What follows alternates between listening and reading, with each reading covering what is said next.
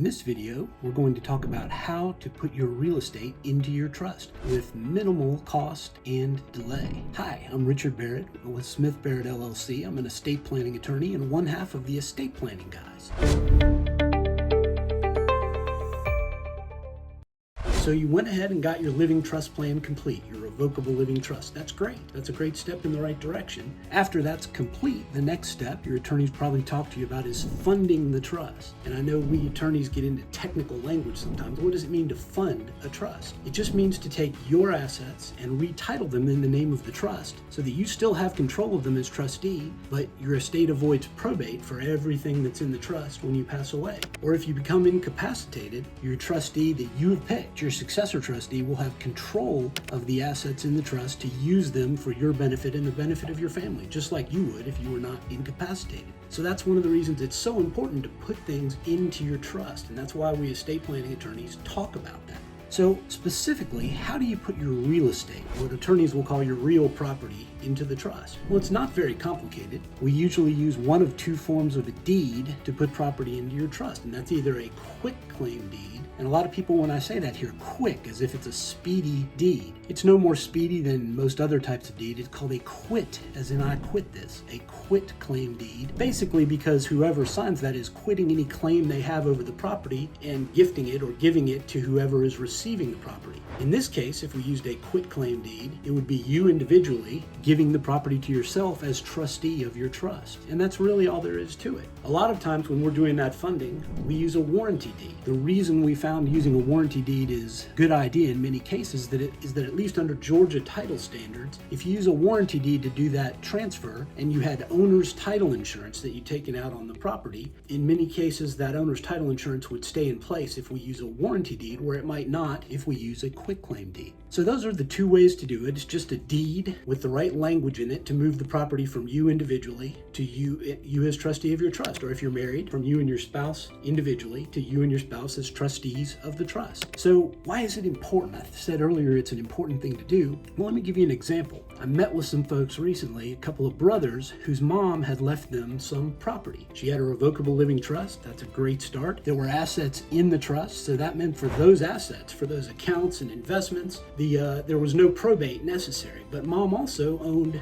3 pieces of property, and she had not put them into the trust despite our advice. She just didn't get around to it. You've probably heard people say things like that before. I'll get to it. She didn't get around to it, and unfortunately she passed away. So what that means is that in order to get control of those 3 pieces of property, those brothers were going to have to probate mom's will. And they were lucky. In this case, she did have a will, because the brothers here to see me in the office were not the only siblings, not the only children of the person who'd passed away. She actually had 3 other kids, so 5 total. And frankly, her relationship wasn't that great with 3 of the 5 kids. And so that means if she had not left a will and the assets had not been put in the trust, those pieces of property would have been subject to being divided amongst all 5 of the kids. And that would have been not what you wanted, and very much a hassle for all of them, the kids who were supposed to get it and the kids who sort of lucked into it if mom didn't have a will. Now, typically, if an attorney who knows what they're doing puts together an estate plan for you with a revocable living trust at its center, they will also create for you a pour-over will. What does that pour-over will do? Well, just like it sounds, it takes assets that are outside of the trust and pours them over into the trust. It doesn't distribute them to any other people or anything like that. It just puts them in the trust and in control of whoever is the successor trustee. So that's a good safety mechanism, but that's all it is. It's a safety net. It does still require probate. The way we avoid probate altogether for assets we put in the trust is to put those assets in the trust. So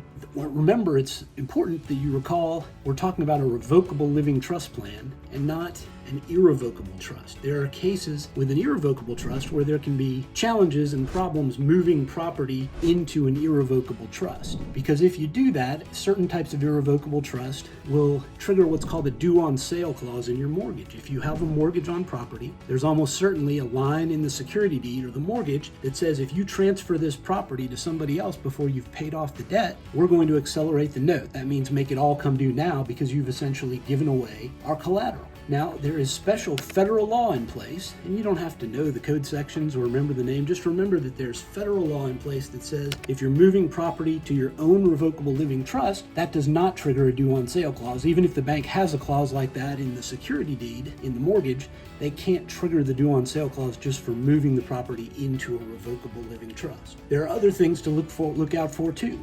And this can differ from state to state, certainly even from different parts of the state and different companies. Two things we need to think about are one, homeowner's insurance, and two, homestead exemption. So with your homeowner's insurance, almost everybody carries that on their property, even if there's no mortgage still on the property. That you need to make sure when you move the title of the property from you individually to you as trustee of the trust, you want to let your homeowner's insurance people know. It'll be a pretty routine thing for them, but there may need to be some changes in the paperwork to make sure that the trust has what's called an insurable interest in the property and can recover as the beneficiary of the insurance policy if something happens to the real estate. Homestead exemption. If the piece of property we're talking about is your personal residence, you probably have a homestead exemption, which lowers your taxes, in some cases dramatically, your property taxes. It's important that your lawyer check with the local, this varies county to county within the state of Georgia, how the property tax assessor's office reacts to this sort of thing. What they should do is you should retain the homestead exemption as long as this is still your personal residence and you're still occupying it. It's still owner occupied. Some counties have different ways they want you to record that or let them know. Just check into it. You shouldn't lose the homestead exemption. You just need to follow up with the tax assessor's office and make sure all the paperwork is in line.